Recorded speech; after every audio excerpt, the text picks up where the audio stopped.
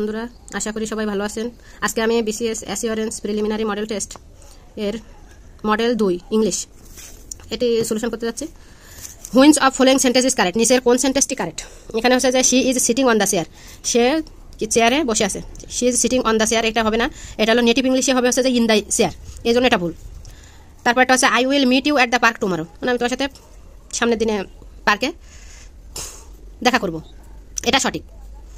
He walked to the school, এখানে এই যে টু দ্য স্কুল, শুধু টু স্কুল হবে, দা এখানে আসবে না, কারণ স্কুলে তো পড়াশোনা করার জন্য যায়। দা বোঝাতে এখানে বোঝানো হচ্ছে যে ওদের নির্দিষ্ট কোনো কাজের জন্য যাওয়া, এই জন্য এখানে দা হবে না, শুধু হবে হি ওয়াকটেড টু স্কুল।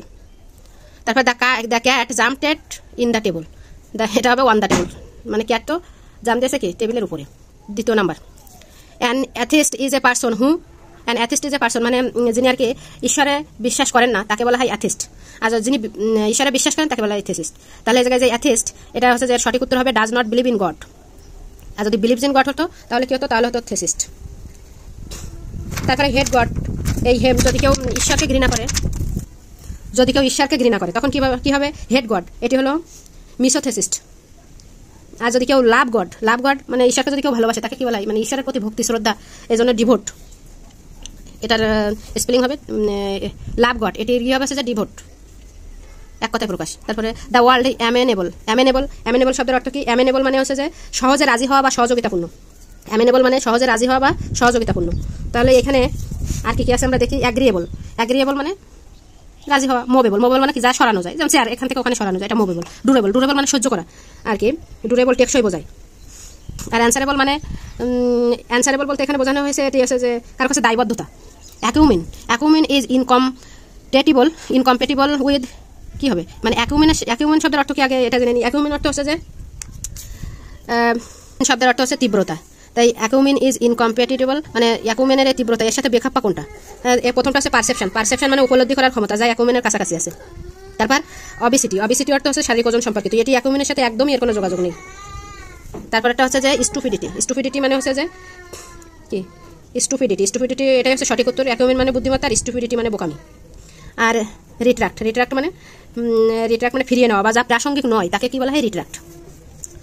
তাহলে অ্যাকুমিন অর্থ তীব্রতা, অ্যাকুমিনের এটি হচ্ছে ইনকম্পেটিবল হচ্ছে যে স্টুপিডিটি হবে, এটা সঠিক উত্তর, অর্থ বোকামি। যাই একে অপরের বিপরীত। চুজ দ্য কারেক্ট স্পেলিং, এই জায়গায় কারেক্ট স্পেলিংটি ঠিক করো। এটার উচ্চারণ হবে, দেখেন এটা কারেক্ট স্পেলিং এখানে আছে RENDEZ VOUS, এটা হবে কারেক্ট স্পেলিং। এটা মনে হচ্ছে রেনডেজভাস, কিন্তু আসলে এটা না, এটার সঠিক হচ্ছে যে হবে এর উচ্চারণ হবে হচ্ছে রেনডেভো, এর সঠিক উচ্চারণ হবে রেনডেভো। কোনটি? RENDEZ VOUS, রেনডেভো। কিন্তু যখন আমরা মুখস্থ করবো তখন এভাবে মনে রাখবো রেনডেজ ভিআস। টাইগার জুলজি মানে টাইগার কোথায় থাকে? জুলজিতে থাকে, বাঘ জুলজিতে থাকে। এর সঙ্গে প্রাসঙ্গিক আছে, এটা কেমন? এর সঙ্গে প্রাসঙ্গিক আছে হচ্ছে যে 5 নাম্বার choose the correct spelling. Rendezvous, এটার হচ্ছে সঠিক উচ্চারণ হচ্ছে যে রেনডেভো অর্থ কি? রেনডেভো অর্থ পূর্ব নির্ধারিত, কিন্তু এখানে দেখেন বানানটা RENDEZ, তাই রেনডেজ ভিআস এইভাবে, কিন্তু আসলে কিন্তু মেন যে উচ্চারণ এটা হচ্ছে রেনডেভো। আর যখন বানান স্পেলিং এর মনে রাখার সাথে এভাবে বলবো রেনডেজ ভিআস। RENDEZ VOUS, এখানে এটা হচ্ছে সঠিক স্পেলিং। টাইগার জুলজি, তাহলে টাইগার কোথায় থাকে? টাইগার থাকে হচ্ছে যে জুলজিতে। টাইগার যদি এর সাথে কি অনুরূপ সম্পর্ক আছে? এর সাথে অনুরূপ সম্পর্ক আছে, দেখেন পলিটিক পলিসি, এটার সাথে যায় না। এরপরে সাউন্ড মিউজিক সম্পর্ক আছে, কিন্তু ওইভাবে না, এটা দুর্বল। তারপরে মার্স অ্যাস্ট্রোনমি, এটা সঠিক উত্তর, কারণ কি গ্রহের সাথে গ্রহ নক্ষত্র নিয়ে যেটা হচ্ছে যে কাজ করা হয় সেটা হচ্ছে গ্রহ নক্ষত্র নিয়ে বিজ্ঞান, সেটা বলা হয় অ্যাস্ট্রোনমি। তাহলে মার্স কিসের সাথে সম্পর্কিত? মার্স হচ্ছে অ্যাস্ট্রোনমির সাথে সম্পর্কিত। তাহলে টাইগার জুলজি হলে মার্স হবে অ্যাস্ট্রোনমি। ফ্রেন্ড ফ্যামিলি, এটা যায় না। People who are involved in politics try to get power, the underline part কি? People who are involved in politics try to get power, underline who are involved in politics, এটা মানে কোন ধরনের class তাই বোঝাতে চাচ্ছে। তো দেখেন এখানে পিপল আছে, লোকজন, যে অ্যাডজেক্টিভ ক্লাস, এখানে এটা হচ্ছে অ্যাডজেক্টিভ ক্লাস, কারণ পিপল হচ্ছে যে এখানে কি এটি নাউন, পিপলকে ব্যাখ্যা করছে। পরেরটা হচ্ছে যে এটা হয়ে গেল দ্য অ্যান্টোনিমি অফ ইঞ্জিনিয়াস। এর অ্যান্টোনিম কি হবে? ইঞ্জিনিয়াস অর্থ কি? ইঞ্জিনিয়াস শব্দের অর্থ হচ্ছে যে বুদ্ধিমান। ইঞ্জিনিয়াস সে হচ্ছে বুদ্ধিমান। এর হচ্ছে যে ক্রাফটি, ক্রাফটি এটি নেগেটিভ সেন্সে ক্লেভারনেস বোঝায়, তাই এটি পূর্ণ বিপরীত নয়। তারপর ইনকম্পিটেন্ট, এটি হবে ইনকম্পিটেন্ট মানে একে অপরের বিপরীত, অযোগ্য। ইনডেজিনিয়াস মানে হচ্ছে যে বুদ্ধিমান, আর ইনকম্পিটেন্ট মানে অযোগ্য, আর স্কিলফুল মানে যোগ্য। এটার সমার্থক হতে পারে কিন্তু এটার বিপরীত হবে না। তাহলে ইঞ্জিনিয়াস এটা হচ্ছে বুদ্ধিমান, এর বিপরীত কি হবে? ইনকম্পিটেন্ট অর্থ অযোগ্য। Friendship is nothing but a name, এটার ইন্টারোগেটিভ সেন্টেন্সে কি হবে? ইন্টারোগেটিভ সেন্সে হবে, আমরা জানি ইন্টারোগেটিভ করার সময় কি হবে? অক্সিলারি ভার্ব সামনে আসে, তার জন্য ইজ। তারপরে ফ্রেন্ডশিপ নাথিং বাট থাকলে কি হয়? এনিথিং বাট, এজন্য এটা সঠিক। এ নেম আর ইন্টারোগেটিভের জন্য ইন্টারোগেটিভ চিহ্ন। তাহলে friendship is nothing but a name, এটার ইন্টারোগেটিভ হবে is friendship anything but a name. No confuse of grammatical subject occurs in, মানে কর্তার বিভ্রান্তি নিচের কোন বাক্য নেই? এর ভিতরে কর্তার বিভ্রান্তি নেই কোন বাক্যে? তাহলে এগুলো আমরা একটু দেখি। Young and experienced, the tax seems easy to me. এখানে ইয়ং অ্যান্ড এক্সপেরিয়েন্সড শুনলে মনে হয় কাজটা মানে আর কি তরুণ বা অভিজ্ঞতাহীন সেটা করেছে, এটা হয় না। পরেরটা হচ্ছে young and experience it seems to be an easy tax, এটা ইট কোনো ব্যক্তি নয়, এই জন্য এটা আর কি ভুল। ইয়ং অ্যান্ড ইনএক্সপেরিয়েন্স মানুষের গুণ, কিন্তু সুতরাং এটাও বিভ্রান্তি রয়েছে। তারপরটা হচ্ছে young and inexperienced I thought the text easy, I thought the text easy, এটা হচ্ছে যে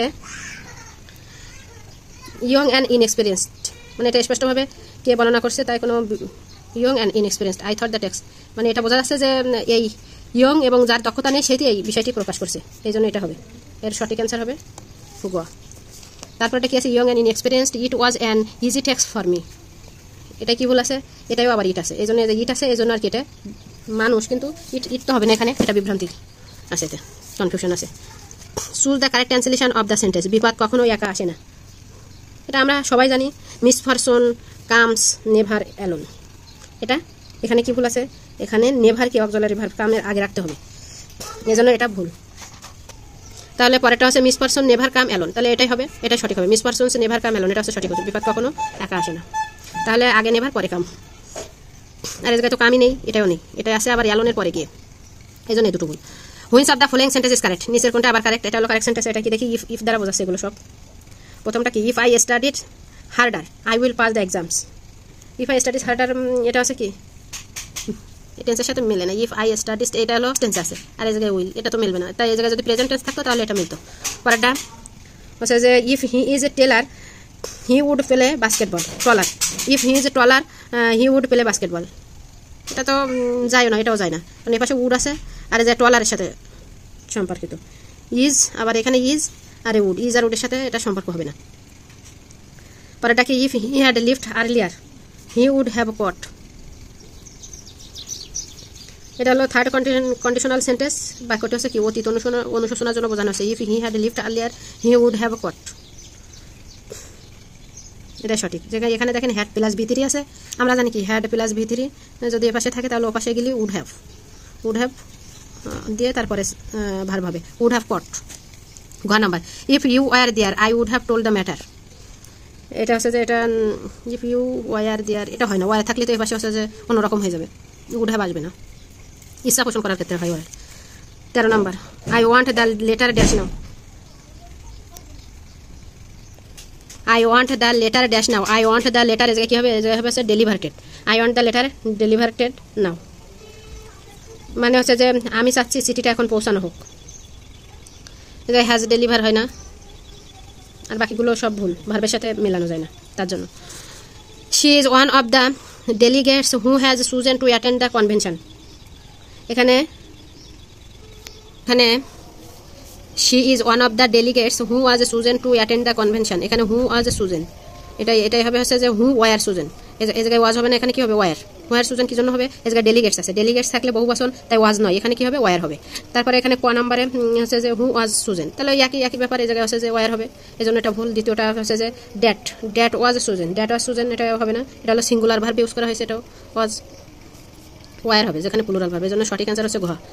এটা হোম ওয়াজ, এখানে হোম হবে না, এখানে হবে হু। গ নাম্বারে হচ্ছে হোম হবে না, হু হবে। তারপরে হচ্ছে যে 15 মুন্না সেড টু জোহান, জোহানকে কি বলেছিল দেখি? I shall come to you tomorrow, it's indirect form, I shall come to you tomorrow, এখানে হচ্ছে যে ইনডিরেক্ট ফ্রম কি হবে? এখানে দেখি Munna told Jibon that he would be going to him the following day, এখানে 2 নম্বরে হচ্ছে যে ঠিক আছে, দেখেন এখানে টোল্ড আছে, এখানে উডও আছে, তাহলে এটা হচ্ছে সঠিক। মুন্না টোল্ড জোহান ড্যাট, এটা ইনডাইরেক্টটা ঠিকই আছে। আর এটা কি ভুল আছে? Munna told Johan that he should come, এখানে শুড কাম হয় না, শুড কাম হলে পুরো অর্থটাই বদলে যাবে। তারপরে Munna informed Johan that he would come to him the following day, এখানে দ্য ফলোয়িং ডেটের এগুলো তো দরকারই নেই, এটা আছে যে হবে না। পরেরটা 16, he wants me to do the work, which is the correct passive form? He wants me to do the work এর প্যাসিভ ফর্ম হচ্ছে, আগে যেহেতু ওয়ার্কটা আগে আসবে, দ্য ওয়ার্ক, তাহলে দ্য ওয়ার্ক আগে আছে।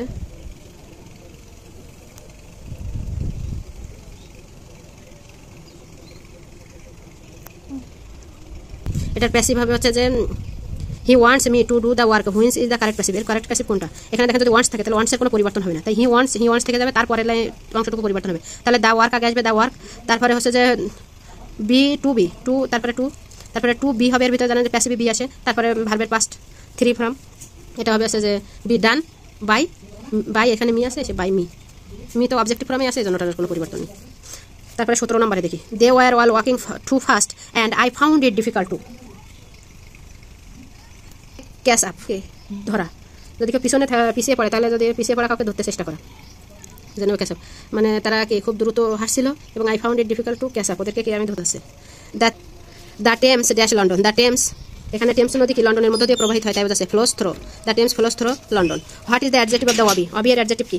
অবি এর অ্যাডজেক্টিভ গেলাই আছে, সেহেতু এটা হবে হচ্ছে যে অ্যাডজেক্টিভ না, এটা হচ্ছে যে অ্যাডভার্ব, তাহলে অ্যাডজেক্টিভ হচ্ছে অবিডেন্ট, এটা সঠিক বানানো আছে obedient. What is the adjective of obey? Obey হচ্ছে যে obedient. Which word is both a noun and a verb, এর নিচের কোনটি নাউন এবং ভার্ব হিসেবে কোনটা ব্যবহৃত হয়? এ ওয়াটার কি? ওয়াটার পানি, এটা হলো নাউন হিসেবে পানি, আর ভার্ব হিসেবে গাছকে পানি দেওয়াকে বোঝায় আবার ওয়াটার, এই জন্য ওয়াটার এটা কি নাউন এবং ভার্ব। পরেরটা হচ্ছে যে 20 নম্বরে গেছে, 21 নম্বর, where is primary settings of Macbeth, where is the primary setting of Macbeth, মানে এখানে ম্যাকবেথের কথা বলা হয়েছে। স্কটল্যান্ডে এই ম্যাকবেথ নাটকটি হয়েছিল, এই স্কটল্যান্ডে এই ঘটনাটি ঘটেছে, সেই বিখ্যাত ম্যাকবেথ শেক্সপিয়ারের, এটি কোথায় হয়েছিল? এটা স্কটল্যান্ডের primary settings. Which is the play for which Arthur পুলিজার prize, মানে পুলিজার পুরস্কার পাই আর্থার অ্যাশার কবে? এটা হচ্ছে যে এবং কিসের জন্য পায়? অফ হুইচ প্লে, কোন প্লের জন্য? তিনি death of salesman. Arthur অ্যাশার Miller, ইনি হচ্ছে যে আর্থার মিলার কত ডেথ অফ এ সেলসম্যান লেখার জন্য তিনি নোবেল পুলিজার পুরস্কার পান। এটাই পুরস্কার পান হলো উনি 1949 সালে। Spencer lifted during the রিথ of, Spencer কোন সময় আর কি এই লেখালেখি করতেন, বাস করতেন? এটা ডিউরিং কোন সময়কালের? এটা হচ্ছে এলিজাবেথ সময়কালে তিনি হচ্ছে যে বসবাস করতেন।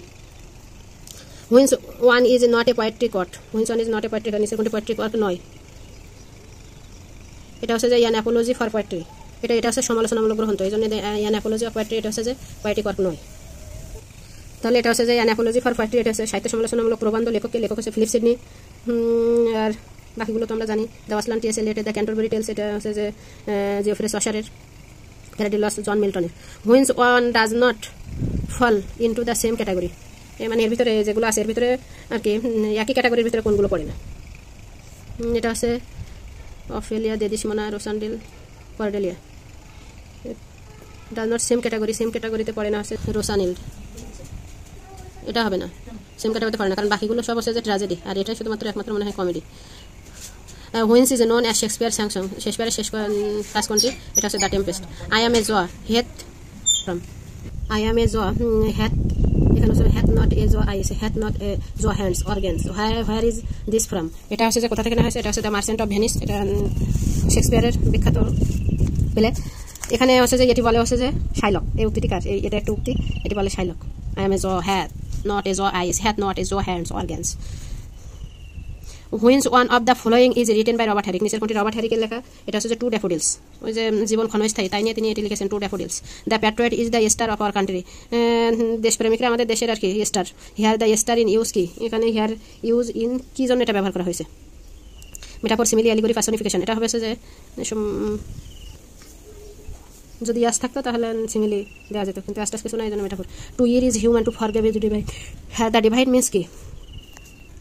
Two err is human, to forgive is divine, মানে ভুল করা মানুষের স্বভাব, আর ক্ষমা করা হচ্ছে কি স্বর্গীয়। এই হেয়ার দেওয়ারকে ডিভাইন মিন্স কি? এই ডিভাইন মিন্স এখানে হচ্ছে যে গড লাইক, মানে স্বর্গীয়, তাই বলে হচ্ছে। Ivanhoe is novel written by কে? আইভানহো এই নোবেলটি কে লিখেছেন?